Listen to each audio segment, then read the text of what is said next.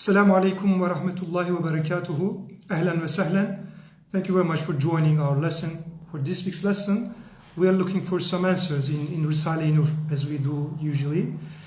For the new joiners, Risale-i Nur is an tafsir, is an interpretation of Quran, which we have several answers to modern questions that we can understand, and then we can obtain answers for our everyday questions and for some very huge matters like life and death, etc.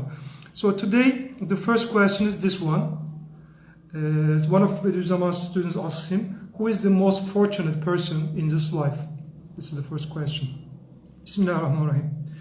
I observe that the most fortunate person in this world life is he who sees the world as a military guest house and submits himself and acts accordingly.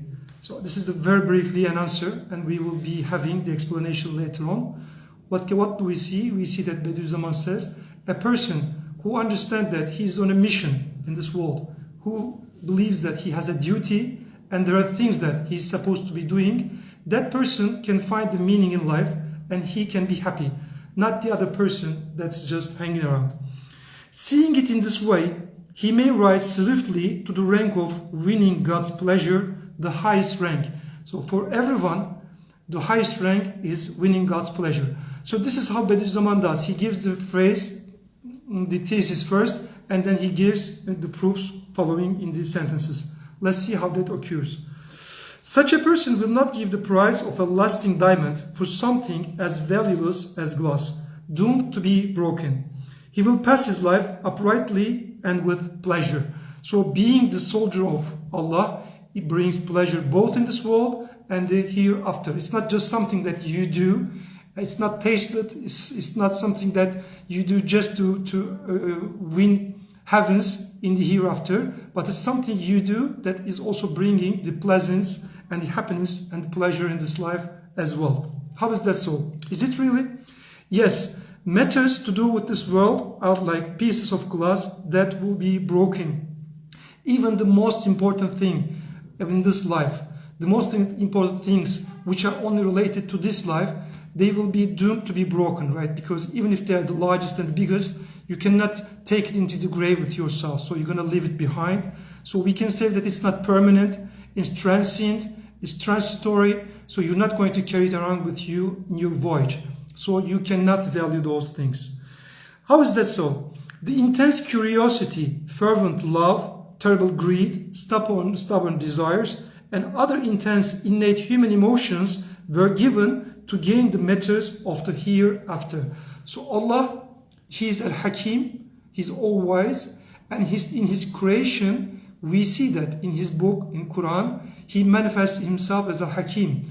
So He doesn't create anything unnecessary. And in His creation, the book of creation, He also manifests, we can see that. It's for each of us to see this when we observe. Everything is created in causality with a purpose, with a real purpose where they should be used. So Allah, in our creation, in man's creation, Allah has given us several feelings and powers and desires and faculties. So these things are not useless. They are supposed to be used in a way. The intense curiosity, fervent love, terrible greed, stubborn desires, and other intense innate human emotions were given to gain the matters of the hereafter. To direct them fervently towards the transitory things of this world is to give the price of eternal diamonds for doomed fragments of glass. So this is the first part of the question, and which brings us to the second part of the question is this. In our creation, we have several different abilities and faculties. What are we supposed to do with these things? Some of the paradigms, some of the mindsets tell us that just ignore them and just like pretend that they never existed. But in fact, Bediüzzaman shows a different way to treat and to manage these things that we have. How is that so? Let us read together. Passionate love is an ardent sort of love. When it's directed towards transitory objects, it either causes its owner perpetual torment and pain, or since the ephemeral blood is not worth the price of such fervent love. It causes the lover to search for an eternal love. Then passing love is transformed into true love. So in our creation, we have an ability to love, right? We cannot claim that we don't have it. What are we supposed to do? We are supposed to divert the face of the love to the eternal one. Why? Because if we love the other stuff and if we forget about the eternal one, everything brings calamities to our life. But if we start loving with Allah, then we love the other things as a creation of Allah. And like, for example, our family, our kids, the things that we have, if we love them, but starting with the love of Allah, then they all become a point of pleasure, eternal pleasure. Let us read on, we will understand.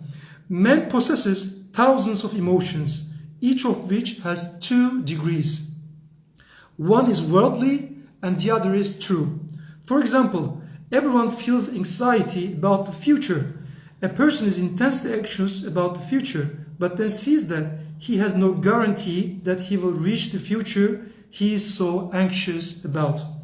Also, if it's his livelihood he is worried about, anyway, it's promised. Allah has promised that He will supply us with food that will be enough for us to survive. And the brief future is not worth such terrible anxiety. So he turns away from the future towards the true future beyond the grave. So if we are anxious about the future, we should be much more anxious about the true and eternal and ephemeral, which is not ephemeral, which is permanent and true in the hereafter. So he turns away from the future towards the true future beyond the grave, which is long-lasting and which is for heedless has not been promised. So that's where we should be concerned about. Man also displays intense ambition for the possessions and rank. Then he sees that the transient property which he has been put temporarily under his supervision. So in fact, we're not owning anything, we're only supervising, right? How can we understand this? We leave everything behind, so it has never been ours. And calamitous fame and high rank, which are dangerous and lead to hypocrisy, are not worth such intense ambition. He turns away from them towards spiritual rank and degrees in closeness to God, which constitute true rank, and towards provisions for the hereafter and good works, which are true property. Worldly ambition, which is a bad quality, is transformed into true ambition, a lofty quality. So we are not supposed to destroy or ignore our creation. We are only supposed to canalize these energies into the correct path that they're supposed to be used. Okay? As these examples show, if man uses the faculties given to him on account of the soul and this world, if you just use it for your hawa, for your nafs, and for this world, the way that just you want to spend it, and behaves heedlessly as though he were going to remain here forever, they will be the cause of bad morals and will be misspent and futile. But if he expends the lesser of them on the matters of this world and the more intense of them on spiritual duties and tasks pertaining to the hereafter. Yeah, like Allah said, Astagfirullah, وَمَا خَلَقْتُ الْجِنَّ وَالْإِنسَ إِلَّا لِيَعْبُدُونَ. Our purpose, our creation in life is to worship Allah. And we are created in a way to perfectly practice this worship that we are supposed to do. So everything we have in our creation has a duty, and all we have to do is just to direct their faces, just to canalize these energies into the correct and the right path. So what happens if we do so? Everything that we have becomes the source of laudable morals and means to happiness in this world and in the next, conformity with wisdom and reality.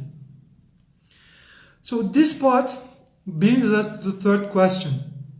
The third question is this.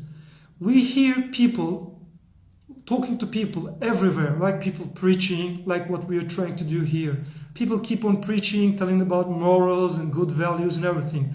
But they don't seem to be effective on people. Why is that so? As simple as this. Why is no advice affecting people? And this paragraph is about this. My guess is that one reason the advice and admonitions given at the present time have been ineffective is that those offering them say, so the people who are preaching others, they say this: don't be ambitious, don't be greedy, don't hate, don't obstinate, don't love the world. That is, they propose something that is apparently impossible for those they address, like changing their inborn nature. So in our nature, we have a love for this world. In our nature, we have a fury, we have an anger. In our nature, we have ambitions. In our nature, we are greedy in some way. So if you tell them, just stop, stop, stop, stop, it's like a kid, you know. Just imagine a kid walking around and playing. If you just keep on telling him stop, he will not be able to stop because he has this energy. What do you have to do? You better show him, kid, if you want to play, go play somewhere else. You should show them how and where he can play. That's the same thing in our creation. We have several things that we are not able to stop, but we are able to divert their faces. This is the most important thing. So what do we have to do? If only they would say, turn these emotions towards beneficial things, change their direction, their channel, right? Let's read it again. This is very important. Turn these emotions towards beneficial things, change their direction, change their channel. Both their advice would be effective and they would be proposing something within those persons' willpower. So that's why Risale-i Nur is so beautiful, because Risale-i Nur is bringing that these recipes, these remedies that are applicable, and they're coming from the pharmacy of Quran. They're so real, they're so true, and they are so in accordance with our creation. So we can start applying them from day in and day out. So that's the reason we're trying to reach people and trying to explain, trying to help them, that as we have benefited for ourselves, just trying to share that other people will also benefit as well.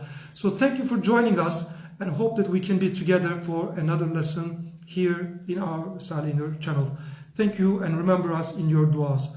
سبحانك لا علم لنا إلا ما علمتنا إنك أنت العليم الحكيم وآخر دعواهم الحمد لله رب العالمين. الفاتحة.